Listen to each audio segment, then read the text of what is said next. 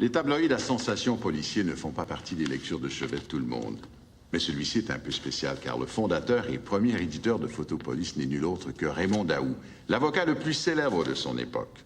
C'est un peu par vanité qu'il l'a lancé. Il n'aimait pas la façon dont Allopolis couvrait ses procès. Et Photopolis lui consacrera effectivement une série d'articles dont on jurerait qu'il les a signés, tant ils sont fidèles à sa vision des faits. Chacune de sa centaine de causes a eu droit à un article. Pour le procès de Jacques Messrine que nous vous présentons ce soir, c'est 14. Un livre. Le premier de ces articles cite Messrine justement qui dit que Daou c'était, je cite, l'intelligence, la ruse, la perspicacité, fait homme. Il était de la race des seigneurs, de ces hommes qui imposent le respect total à tous ceux qui ont la chance et l'honneur de le rencontrer. Voilà pourquoi je vous propose maintenant de sortir un tant soit peu des sillons que nous avons tracés dans cette série en vous présentant notre grand procès, surtout du point de vue de Raymond Daou. La ruse et l'intelligence fait homme.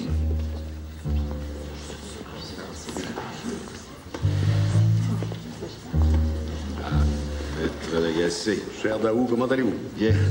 T'as mis aussi? Bien. La Cour supérieure, chambre criminelle présidée par l'honorable juge Miquelon est maintenant ouverte. Veuillez vous asseoir. Faites entrer les accusés. La charge contre les accusés, Jacques Messrine et sa compagne Jeanne Schneider, est lourde. À tel point qu'ils ont pris la fuite suite à l'enquête préliminaire. Ils s'estimaient perdus.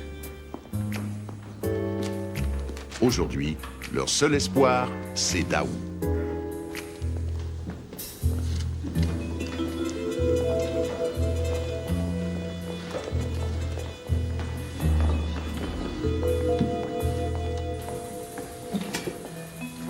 Votre Seigneurie, nous aimerions procéder à un exposé de la preuve.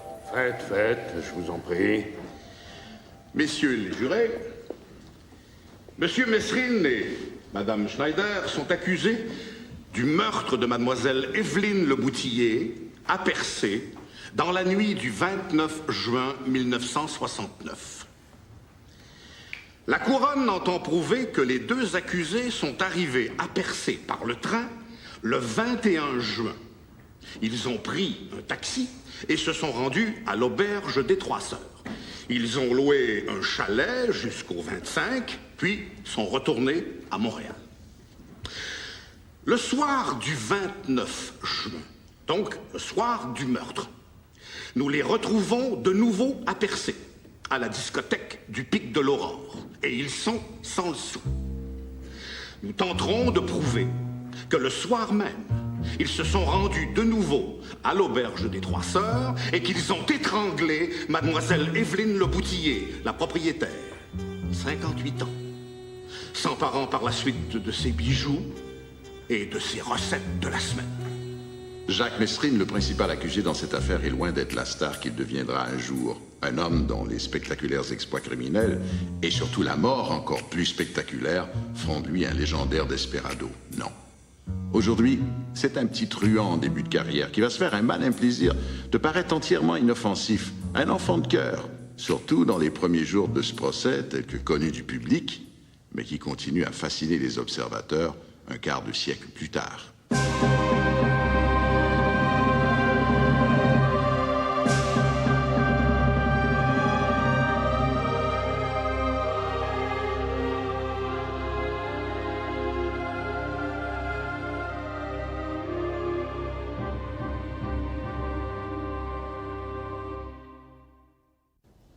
Jacques Messrine et Jeanne Schneider sont arrivés au Canada en 1968, surtout pour échapper à la police française. Ils entrent éventuellement au service d'un millionnaire montréalais qui finit par les renvoyer.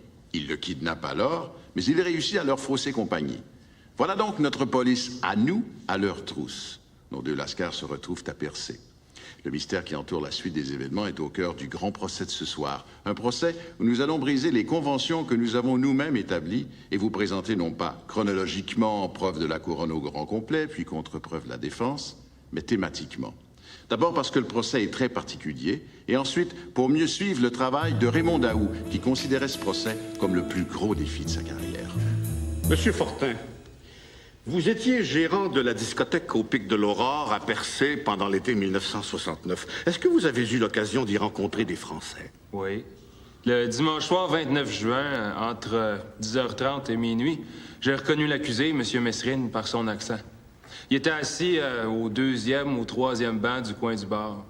À ce moment-là, il portait une moustache. Il était accompagné? Oui, il était accompagné de madame. Vous êtes sûr de la date? Ça pourrait pas être entre le 20 et le 25, par exemple? Absolument pas, j'ai dû m'absenter du 20 au 25. Monsieur Usaï, vous avez travaillé comme barman au Pic de l'Aurore pendant l'été 1969. Oui, c'est bien cela. Pouvez-vous nous dire si vous y avez rencontré des Français de France? Oui. Monsieur et madame.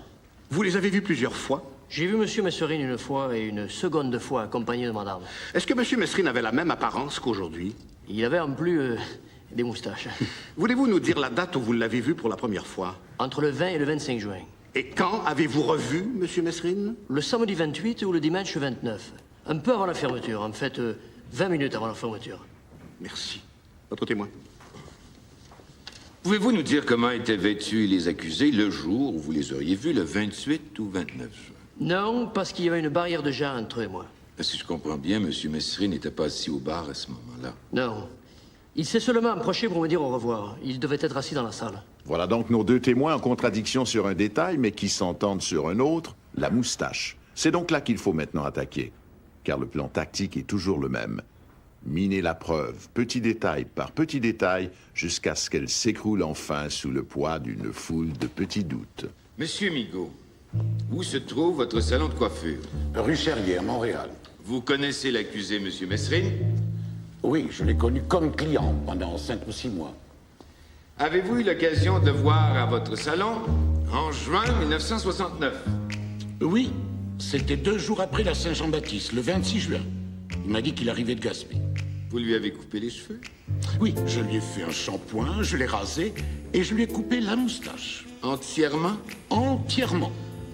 Vous l'avez revu par la suite? Plus tard, sur des photos dans le journal, on disait qu'il était recherché. Alors j'ai appelé la police pour signaler que je lui avais enlevé la moustache. C'est tout. C'est votre témoin.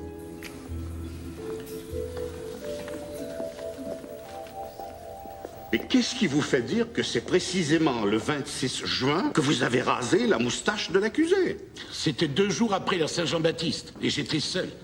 C'était la journée de congé de mon employé. Est-ce que vous prenez note de chacun des clients qui va chez vous? C'était le matin. Je vous demande si vous prenez note. Non, mais je me rappelle très bien qu'il est venu le matin. Enfin, écoutez, je suis venu ici. J'ai juré, je dis la vérité. Écoutez, on en a soupé de ça, hein? Vous et d'autres témoins qui viennent... Vous avez soupé de quoi exactement, votre seigneurie? J'ai soupé des déclarations de témoins qui viennent dire « Moi, je viens dire la vérité et tout ça. Ils sont là pour dire la vérité. Faut pas douter de leur honnêteté. » Vous vous doutez de l'honnêteté des témoins qui viennent de l'autre côté? Évidemment, je joue le rôle de l'avocat. Et c'est le jury qui va rendre le verdict. Est-ce que vous avez terminé avec le témoin? Oui, votre seigneurie. Dans un procès pour meurtre, c'est effectivement le jury et non le juge qui rend le verdict.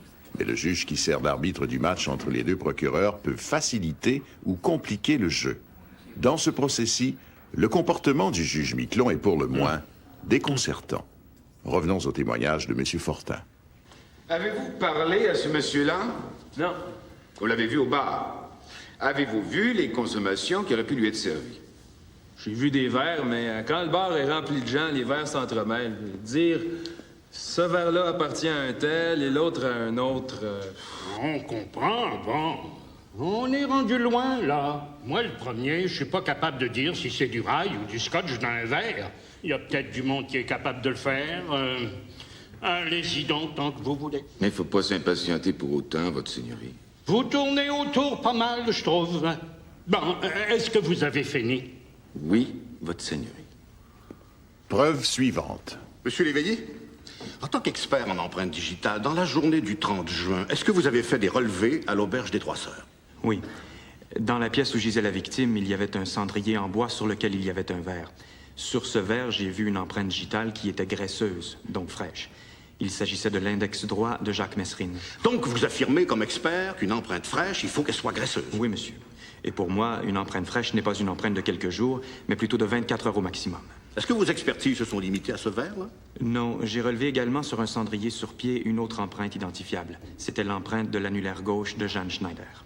Comment miner un expert aussi crédible et impartial? Par une contre-expertise, bien sûr. Voulez-vous nous décliner vos titres et qualifications comme expert en empreinte digitale? J'ai été au service de la police de Montréal 29 ans durant, toujours à l'identité judiciaire. Je suis diplômé de l'Institute of Applied Science de Chicago et j'ai également étudié à l'Institut de police scientifique à Lausanne, en Suisse. Monsieur Morin, voulez-vous nous définir ce que vous considérez, vous, comme une empreinte fraîche? Si on accole le qualificatif fraîche à une empreinte, c'est risqué. Cela suppose des limites de temps. Ici, une empreinte avait été apposée sur ce verre le 24 juin et une autre le 29 juin. Serait-elle apparue aussi nettement et aussi rapidement? C'est du domaine des possibilités. Et selon vous, comme expert, jusqu'à combien de temps auparavant une empreinte aurait pu être apposée sur ce verre et paraître toujours fraîche? Oh, ça peut aller au-delà d'une semaine, même 15 jours avant, même un mois avant. Ça, c'est le mot à mot complet du procès Mesrine, qui, de ce point de vue-là, ressemble à tous ceux que nous vous présentons. Des milliers de pages de transcription, des semaines d'audience, une multitude de témoins, des dizaines et parfois même des centaines de pièces à conviction. Tout cela, nous le réduisons, nous, à un peu moins d'1 heure. Et ce sont, bien sûr, les moments les plus dramatiques et les plus intenses que nous privilégions, tout en prenant soin, bien entendu, de rester fidèles à la vérité historique et à l'esprit du procès. Il ne faut pas perdre de vue que les procureurs, eux, doivent régir une foule presque incalculable de détails. Dans ce cas-ci, les témoignages vont porter, par exemple, sur 2 colliers, sur un réveil matin, sur des montres, même sur un lit, sur un cendrier, sur un tiroir. J'en passe. Et tout cela sans jamais créer de confusion dans l'esprit des jurés. Car c'est plus souvent par le cumul de dizaines de petits détails, plutôt que par de spectaculaires coups de théâtre, que le verdict est déterminé. Evelyne Le Boutillier, pour vous, madame, c'était... Ma sœur. Quand l'avez-vous vue pour la dernière fois? Le 29 juin au soir, chez moi. Elle a quitté vers 10h15. Je vous exhibe ce collier rouge. Ça vous dit quelque chose? Il appartenait à Evelyne. Et ce médaillon avec un oiseau dessus? Je l'ai vu parmi ces choses. Mais je n'ai pas vu le porter. Et ces boutons de manchette avec une lettre? Oui, j'identifie ça. Je me permets de signaler au juré que tous ces objets ont été retrouvés dans les bagages des 2 inculpés. Madame, quelle est la lettre que vous voyez sur les boutons de manchette? Comme Evelyne.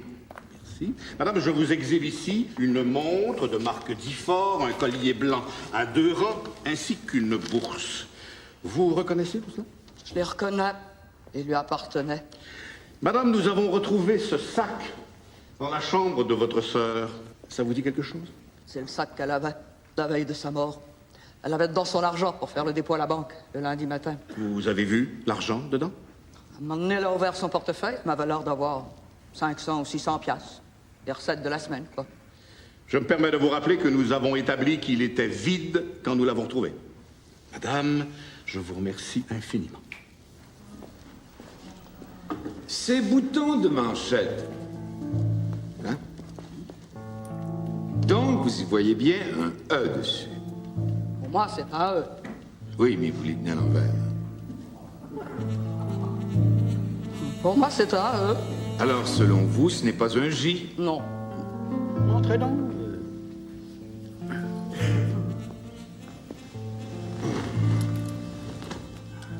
Ordinairement, c'est pas comme ça, un J. Ah, si le président du tribunal témoigne à l'effet que ce n'est pas un J. Ah non, je dis pas ça. Je me demande pourquoi j'interroge.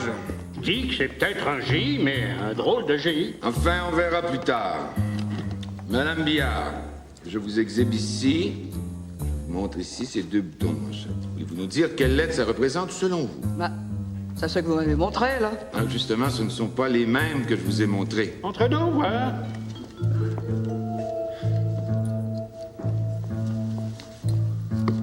Ah, mais ce sont d'autres boutons, madame. Regardez. S'il vous plaît, votre seigneurie, comme président du tribunal, vous n'avez pas le droit, et je le dis en toute déférence, vous n'avez pas le droit d'intervenir et de dire aux témoins de regarder attentivement. À ce moment-là, je ne peux pas contre-interroger. Ouais. Vous devez admettre ça, non? Madame Billard, je vous exhibe ici cette montre de marque Difford. Est-ce qu'il ne s'agit pas, à votre avis, d'une montre d'homme? Elle ressemble à la mienne, hein? Identique à la mienne, elle a la même date, là. Ce qui prouve, justement, que différentes personnes peuvent posséder des objets identiques. Ouais. Mais mettez-en pas trop, hein? Madame Lebel, vous êtes propriétaire d'une boutique d'artisanat à Percé. Est-ce que vous connaissiez Evelyne Leboutillier? Très bien. C'était ma cousine et une amie en plus. Ce petit réveil matin. Ah, c'est moi qui ai vendu. Ah non, alors là, non. Accusé, taisez-vous. Non, je ne me tairai pas. Ce sont des parjures. Faites-le taire, voyons. La couronne les protège, la police les protège et vous les protégez. Ce sont des parjures, votre honneur, et vous le savez. On va suspendre 10 minutes. Maintenant, je vais vous demander, Maître Daou, de venir me voir. Si ça continue, je vais être obligé de prendre le code criminel.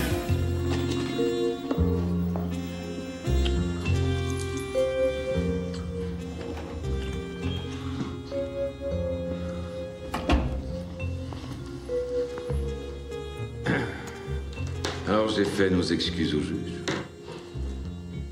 Pourquoi? Il m'a l'air complètement partial, ce type. Non, il faut l'encourager. À la longue, ça va nous attirer la sympathie du jury. C'est pas un ancien procureur de la couronne, ça? En effet. Et redoutable, en plus. Pourtant, il est soupe au lait, votre juge. C'est pas difficile de lui faire sauter les plombs. C'est pas lui qui a fait pendre Coffin. Tout à fait, c'était un des 3 procureurs. Vous savez, maître, moi j'aime bien les procès.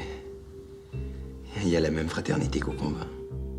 Dans quelle mesure ces deux hommes ont-ils conclu un marché de complicité stratégique? Impossible d'en être entièrement sûr aujourd'hui, puisqu'ils ne sont plus ni l'un ni l'autre.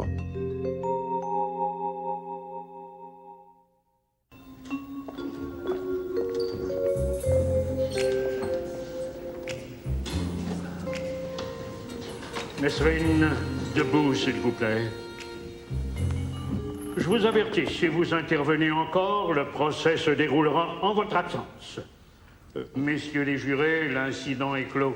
Je vous demande de l'oublier comme je l'oublie moi-même. Tranquillement. Il s'agit donc d'un réveil matin identique à celui-ci. Est-ce que c'est la même marque? Oui, il y a la marque Blessing. Montrez-moi donc ça. Montrez donc ça au jury, cette marque Blessing. Est-ce que par la suite, vous avez eu d'autres conversations avec mademoiselle Leboutillier concernant ce réveil matin? À peu près 2 ans avant sa mort, elle me dit tout à coup, à brûle-pourpoint, le réveil matin que tu m'as vendu fonctionne merveilleusement bien et j'ai jamais eu besoin de le faire réparer. Nous voilà donc replongés dans le lent tourbillon d'interrogatoires et de contre-interrogatoires sur des points de détail. La règle d'or, ne jamais poser de questions dont on ne connaît pas la réponse. Mais les témoins ne se comportent pas toujours aussi bien dans le box que lors de la répétition dans le cabinet d'un procureur et risquent de se perdre, eux, dans les détails. Madame Warren? Oui, monsieur. Vous avez travaillé à l'Auberge des Trois Sœurs en juin 1969. Oui, je faisais le ménage chez mademoiselle Leboutillier. Est-ce que vous étiez présente lors d'une conversation entre mademoiselle Leboutillier et monsieur Jacques Mesrine? Oui. Bien, il a demandé à mademoiselle Leboutillier de garder un petit chat. Et elle m'a demandé si je voulais le garder, le petit chat. En autant qu'ils avaient dit qu'il devait aller à Gaspé puis qu'il devait revenir en fin de semaine le 29 juin. Qui a gardé le chat? C'est moi qui ai le chat. Je l'ai encore. Et mademoiselle Leboutillier a demandé à monsieur Mesrine de quoi qu'il faisait dans la vie. Alors, il a répondu qu'il était pour la protection des animaux. Ça fait que quand les autres faisaient mal, comme des raisons aux animaux, ben il lui cassait la gueule puis les envoyait en prison. Et le petit chat, dans quel état était-il? Qu'est-ce que ça peut bien faire, votre seigneurie, que le petit chat boive du lait ou... Est-ce que vous faites une objection? Je m'objecte, oui. Les allées et venues du petit chat ne m'intéressent pas. Ça peut nous intéresser, nous. Il y a peut-être aussi quelqu'un dans la salle qui est intéressé à savoir ce qui est advenu du chat. Ça fait que le chat avait faim. Le chat, il a mangé. Oui, s'il vous plaît, qu'on parle d'autre chose. Si vous continuez, monsieur Daou va l'adopter, ce chat. Je suis prête à y donner. Ah, ça va, ça va.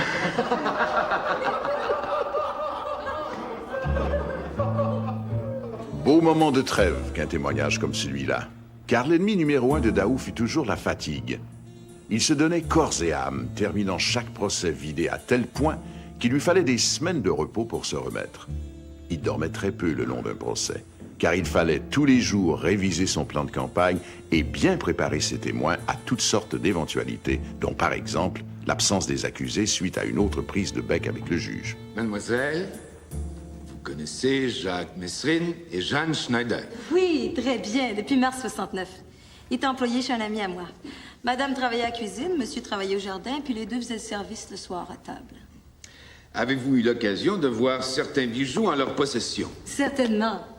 Je vous exhibe ici cette montre de plongée. Ça vous dit quelque chose? Je l'ai vue au poignet de monsieur Messrine. Et cette autre montre, de marque Difford? Je l'ai vue au bras de monsieur Messrine, il apportait quand il faisait le service le soir. Et ces boutons de manchette? Je les reconnais très bien, ils appartiennent à monsieur Messrine. Je les avais remarqués à cause de la bordure en argent sur le côté et aussi à cause de l'initiale. Et ce réveil matin? Je le reconnais très bien, me l'ont prêté.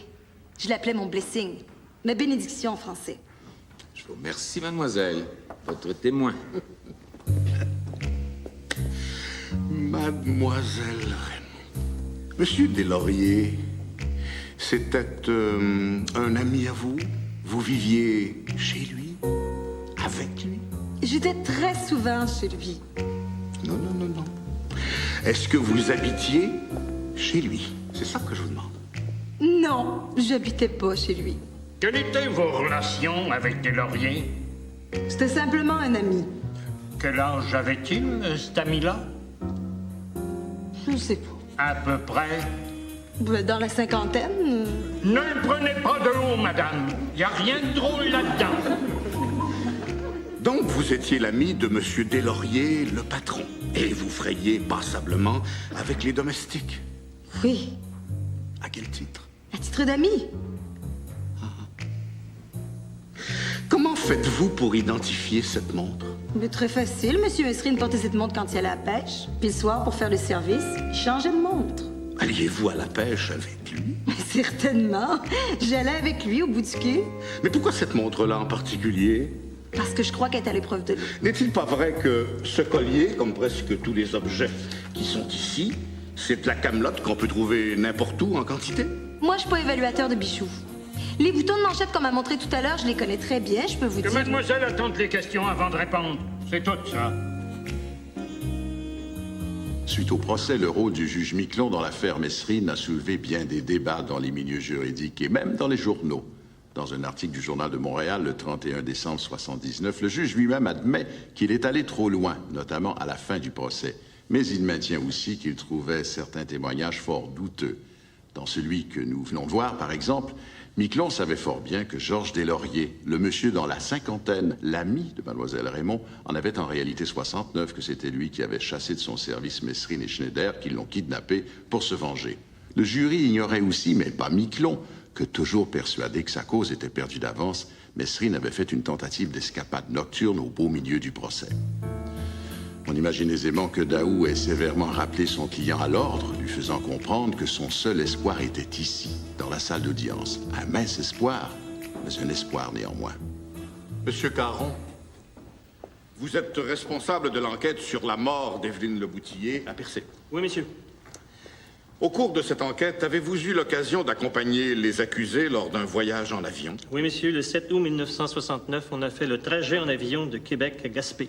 Il y avait M. Messrine, Mme Schneider, Mme Martel, Matron, le caporal Glinko et moi-même. Est-ce que M. Messrine s'est adressé à vous?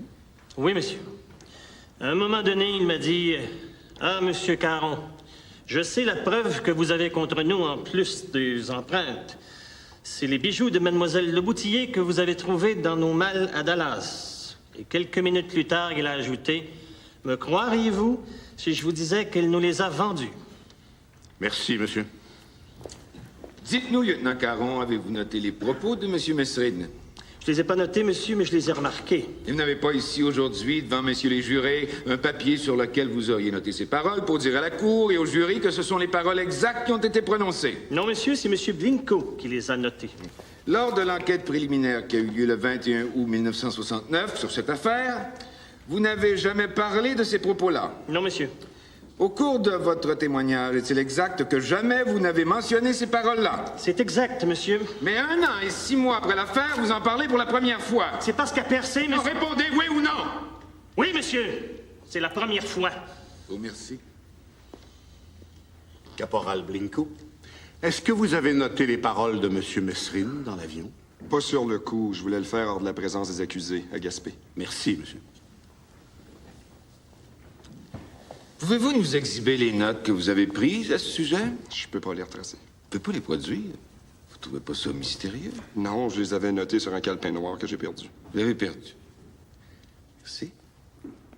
Peu de gens ont assisté à ce procès. Ceux qui s'y trouvaient, par contre, ont eu le privilège d'être présents au moment qui vont suivre.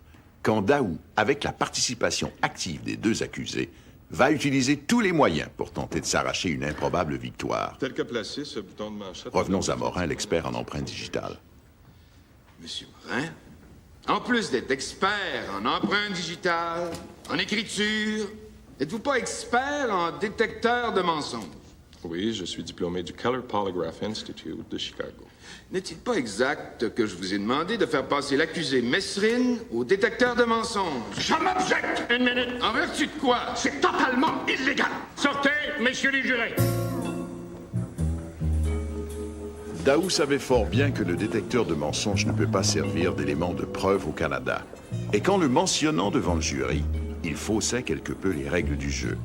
Une fois la notion plantée dans l'esprit du jury, on ne pouvait guère l'en effacer.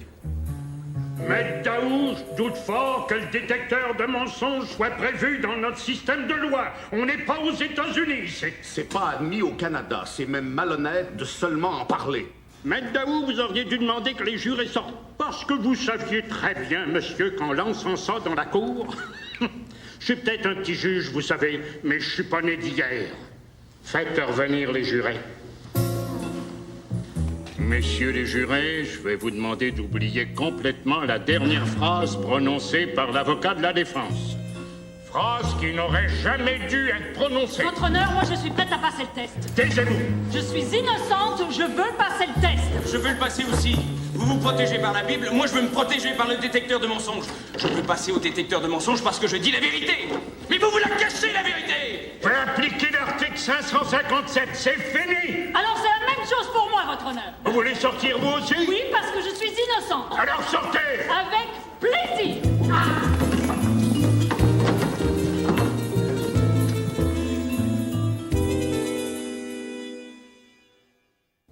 Pour la défense, dans un procès de meurtre, la décision la plus difficile, c'est toujours celle de faire témoigner l'inculpé. Daou a très longuement soupesé le pour et le contre de faire témoigner Mesrine, sinon Jeanne Schneider, qui fait face aux mêmes accusations en tant que complice, mais dont personne ne pense sérieusement qu'elle aurait initié et exécuté le meurtre de mademoiselle de Boutillier. Risque calculé, donc, qui va révéler à Mesrine, doux comme un chaton, en apparence très loin de l'ennemi public numéro 1 que le monde est à la veille de découvrir. Monsieur Mesrine, vous avez déjà été condamné. Oui, en 1962 pour port et transport d'armes. J'ai été condamné à 1 an et demi en Europe, mais c'était du temps de l'Ouest, un truc politique. Ensuite?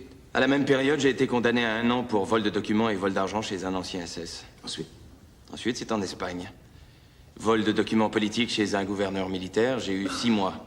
D'autre part, avez-vous déjà servi dans les forces armées françaises? Si oui, quand et en quelle qualité? Je faisais partie des commandos spéciaux pendant la guerre d'Algérie en 1957, 58 et 59. Nous avons trouvé dans vos valises des décorations militaires. Voulez-vous nous dire en quoi cela consiste? Ça représente la croix de la valeur militaire et les choses à poser au-dessus sont des citations gagnées au combat. Et cette décoration militaire vous a été accordée en quelle occasion? Elle m'a été accordée plusieurs fois, dont une fois par le général de Gaulle. C'était à la suite d'une embuscade, j'avais combattu et, semble-t-il, j'avais fait acte de bravoure. Et ces 4 étoiles? Ma compagnie de commando a été citée à l'ordre de l'armée. Et cette autre médaille? Ça, c'est la médaille de Vermeil. Je l'ai eue pour bravoure et blessure au feu. Je vous montre maintenant différents objets qu'on a retrouvés dans vos bagages. Comme ce réveil matin, par exemple. Vous appartient-il? Je l'ai acheté au magasin Woolworths. Qu'est-ce qu'il y a, votre seigneurie? La couronne a fait la preuve que ce réveil matin avait été présumément vendu à Percé à telle date. Le témoin nous dit où il l'a acheté. C'est la personne qui l'a vendu qui a fait la preuve. C'est ça qui me frappe. Ben, ça va vous frapper davantage si vous dites où il l'a acheté. La police pourra aller vérifier, comme elle a vérifié le témoignage du coiffeur Migaud. Ce réveil a été acheté au magasin Woolworths au centre commercial Maisonneuve à Montréal. Il était exposé en entrant en bas à droite. Il se vendait à 4,25 $ ou 4,40 $ maximum. Et cette montre de marque Difford? Cette montre est à moi. Je l'ai achetée à Paris, boulevard Saint-Michel. À l'origine, il y avait un bracelet en métal, mais je l'ai changé pour du croco. Et notez la marque sur le bracelet. Elle tombe juste à l'endroit où je l'attache. Voulez-vous vous approcher ici? Près de messieurs les jurés. Et essayez cette montre.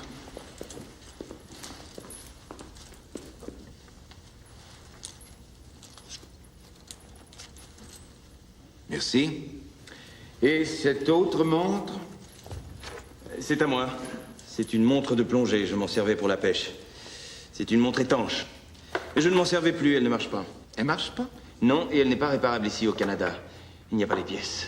Et ces boutons de manchette? Je les ai achetés à Paris, avenue de Clichy. On a d'ailleurs retrouvé une boîte à mon appartement à Montréal. Boîte sur laquelle figure le nom Murat. Cette boîte contenait ces boutons de manchette. Elle est là avec les pièces à conviction.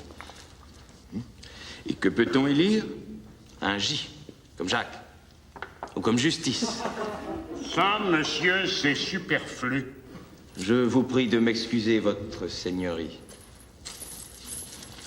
Et ce médaillon avec un oiseau dessus? Ça aussi, c'est du Toledo. Ça vient d'Espagne. Ça a été acheté à Miras. Il y a d'ailleurs une photo prise à Trouville, en France, où on voit Madame Schneider qu'il porte. Maintenant, monsieur Mesrine, dites-nous. Vous étiez à Percé en juin 1969. Oui, j'y étais entre le 20 et le 25 juin avec Jeanne Schneider. Nous avons séjourné à l'auberge des Trois Sœurs. Vous avez emprunté de la vaisselle à mademoiselle de Boutillier? Oui, à notre demande, mademoiselle de Boutillier nous a prêté de la vaisselle. Avez-vous eu l'occasion d'aller chez elle? Au cours de notre séjour, nous sommes allés chez elle à plusieurs reprises pour le thé. Et à ces occasions, mademoiselle Schneider a fumé et s'est servi du cendrier produit en preuve. C'est bien évident qu'elle s'est servie du cendrier.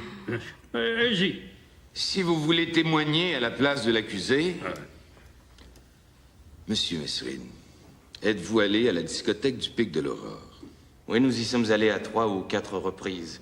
Et chaque fois, j'ai conversé avec Henri Motte et le barman, monsieur Isaïe. Avez-vous vu monsieur Serge Fortin, le gérant? Je ne l'ai jamais vu de ma vie.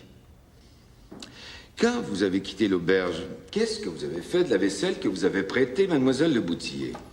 À notre départ, j'ai moi-même lavé la vaisselle et je l'ai mise dans un carton, enfin dans une boîte que j'ai remise à mademoiselle Le Boutillier. Avez-vous déjà vu ce verre sur lequel votre empreinte a été relevée? Oui, il faisait partie de la vaisselle que mademoiselle Le Boutillier nous a prêtée.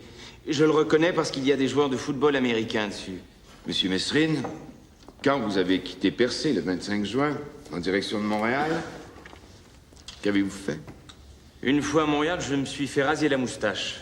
Nous étions en fuite pour une autre affaire qui n'a rien à voir avec celle-ci et je ne voulais pas être reconnu. Quand vous avez été intercepté par la police américaine, vous étiez... Sur l'autoroute de Texarkana. Et peu de temps après, les policiers Blinko et Caron vous ont ramené au Canada.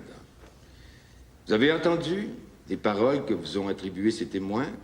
Les avez-vous prononcées, oui ou non? Ces paroles n'ont jamais été prononcées. C'est une pure invention. Écoutez, dites non. Hein? Pas de commentaires. D'accord, votre honneur. Donc, vous ne les avez jamais dites? Non.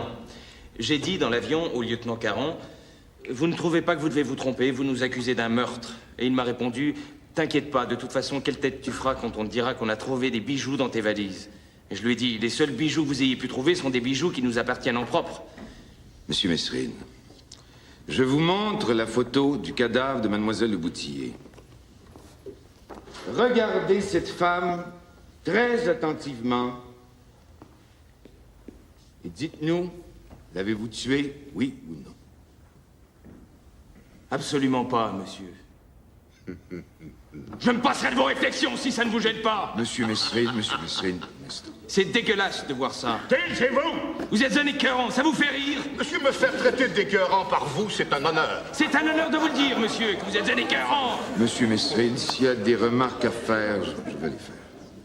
Je tiens à dire à la cour que je trouve ça absolument ridicule que l'avocat de la couronne s'amuse. Pas de théâtre, monsieur. Hein? Si on a souri, on a eu tort. Mais pas de théâtre, par exemple. Je n'en ferai pas. Mais que l'avocat de la couronne n'en fasse pas. Jacques Messrine, sur votre honneur, sur votre conscience, avez-vous tué Evelyne Le Boutillé le 29 juin 1969? Je n'ai pas tué cette femme. Je ne me serais jamais baissé à tuer une femme qui avait l'âge de ma mère. Une femme que je connaissais quand même un peu. Vous avez dit non, c'est correct, monsieur Messrine. J'ai dit non et j'en ajoute. Messrine, gardez votre sang-froid. Je tiens à dire à la cour que le prévenu est accusé de meurtre. Vous m'accusez quand même d'un meurtre. Comment pas? Il n'y a pas de barre, votre honneur. Vous allez avoir un procès comme n'importe quel citoyen canadien, et pas plus. Peut-être pas plus, mais je voudrais que ce soit autant. Taisez-vous! Vous allez avoir un procès juste. Comme Coffin, je suppose. Taisez-vous! Vous avez pendu Coffin, mais vous ne me pendrez pas de la même manière. Taisez-vous!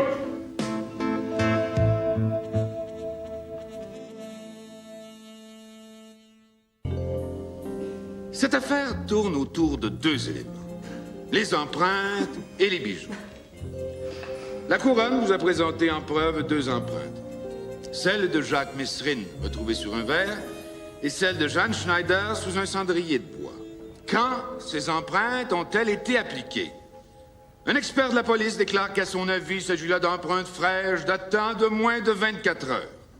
D'autre part, nous avons fait entendre un autre expert, M. Armand Morin, une sommité en empreinte digitale. Il vous a démontré qu'il n'y a aucune différence entre une empreinte datant de 24 heures, de 5 jours, de 10 jours ou de 15 jours. C'est une preuve concluante et irréfutable. Par ailleurs, aucune autre empreinte n'a été retrouvée ailleurs dans la maison. Est-ce normal? Venons-en aux bijoux.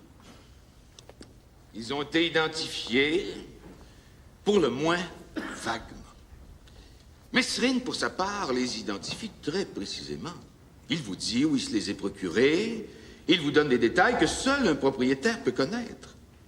Et les fameux boutons de manchette, encore une fois, Messrine vous dit où il se les est procurés. Il y a aussi l'affaire de la moustache. Un témoin absolument indépendant vous dit qu'il a fait disparaître la moustache de Messrine le 26 juin. Pourtant, tous les autres témoins mettent une moustache à Messrine dans les jours qui suivent. Autre fait troublant, les témoignages contradictoires du barman Usaï et du gérant de la discothèque du Pic de l'Aurore. Le gérant dit qu'il a vu l'accusé assis au bar. Le barman Usaï affirme que l'accusé est assis dans la salle. On en arrive à la déclaration qu'on lui impute. Déclaration absolument incroyable. Incroyable! En effet, les bijoux lui appartenant, comme on l'a prouvé devant vous hors de tout doute, comment pouvait-il dire qu'ils appartenaient à la victime? Oh. Le caporal Blenko affirme qu'il a noté les paroles de mon client sur un calepin. Or, ce calepin a disparu. Où est ce calepin, caporal Blenko? Sortez-le! Que voulez-vous de plus? Mon client n'est pas un modèle de vertu. Il a commis quelques frasques en France. Mais il a aussi été décoré pour de hauts faits d'armes. Il n'a jamais commis de crime important. Voilà. Je vous remercie. Messieurs les jurés, nous vous avons présenté une preuve circonstancielle qui se tient. Nous avons retrouvé les bijoux de la victime dans les bagages des deux accusés et leurs empreintes digitales sur les lieux du crime. Messrine prétend s'être fait raser la moustache le 26 juin. Pourtant, tous ceux qui l'ont vu affirment qu'il avait alors une moustache. Nous prétendons qu'il s'est fait raser la moustache le 2 juillet. Nous avons retrouvé les empreintes digitales des accusés sur les lieux du crime. Notre témoin expert affirme que ces empreintes remontaient à moins de 24 heures, quoi qu'on en dise. Vous devez le croire. Les employés du Pic de l'Aurore affirment qu'ils ont vu Messrine et sa compagne dans cette discothèque le soir du 29 juin. Ils ne peuvent pas tous se tromper. Non, les deux accusés ont identifié la victime comme une proie facile. Messrine, c'est pas le temps de rire. Je ne ris pas. J'écoute un roman feuilleton. Je demande à être exclu de la cour. Non. Je le demande parce que c'est écœurant d'entendre de pareilles conneries. Quand j'entends un énergumène parler comme ça... Quand votre avocat a plaidé, personne n'a interrompu. C'est parce qu'il disait la vérité. Ça, c'est du roman feuilleton. Messieurs les jurés, je vous laisse juge de l'attitude des accusés. Revenons-en à cette fameuse déclaration de Mesrine dans l'avion qui le ramenait à Percé. Est-il possible de croire qu'à cette occasion-là, les deux policiers et la matrone se soient trompés? Messieurs, je vous demande de juger cette affaire en homme sensé. Vous avez le choix entre la version de la couronne, qui vous vient de témoins désintéressés, et celle de Mesrine. Messieurs, je vous remercie.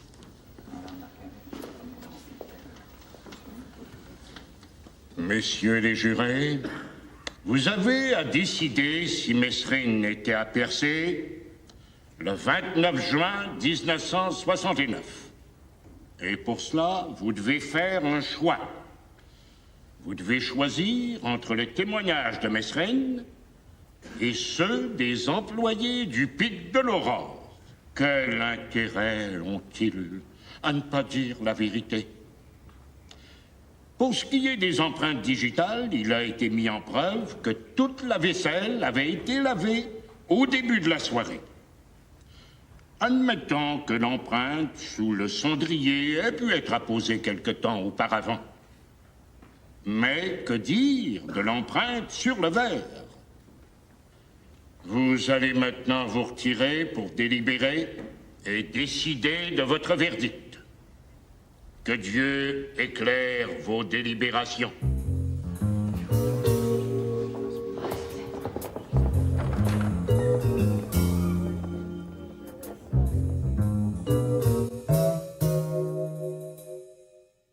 Accusé, levez-vous.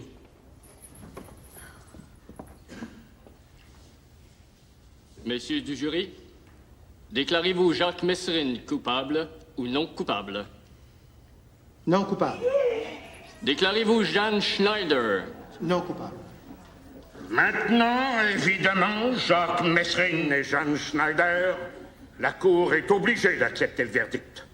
Je dis obligé parce que c'est pas le verdict que j'aurais rendu. Je vous suggérerais, en attendant, de prier et de demander à mademoiselle Le Boutillier de vous pardonner. Dehors! Votre honneur! Dehors, sortez-les! C'est vous qui devriez prier pour le meurtre de Coffey! On était innocents! Mais ne touchez pas les candidatures pour le jamais! Ne touchez pas! Salaud!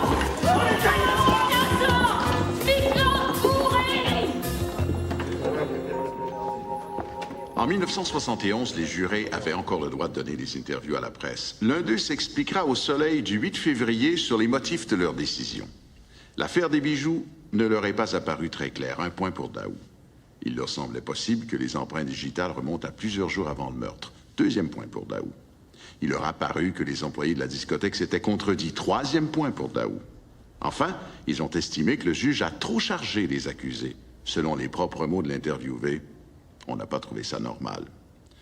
Bien des années plus tard, après la mort de Jacques Mesrine, on trouva dans ses affaires un manuscrit entièrement consacré au drame de Percé. Il tente d'y démontrer son innocence. Ce meurtre crapuleux ne convenait pas à l'image qu'il avait toujours voulu se donner d'un Robin des Bois, matiné d'un Arsène Lupin. Raymond Daou est mort quelques années après des suites d'une longue maladie.